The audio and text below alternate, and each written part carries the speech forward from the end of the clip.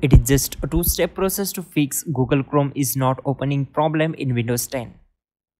Right click on Google Chrome, select properties,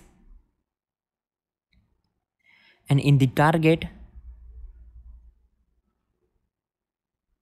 select here and just add dash no dash sandbox and click on apply, select continue and then OK. Now open Google Chrome. On the right side click on these three dots, then click on settings. In the advanced, scroll down and select privacy and security and scroll down and search for site settings, expand it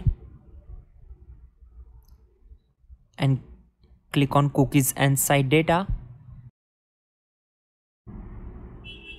So turn on it, scroll down, that's it. Now close this window. Your problem is solved, you're good to go.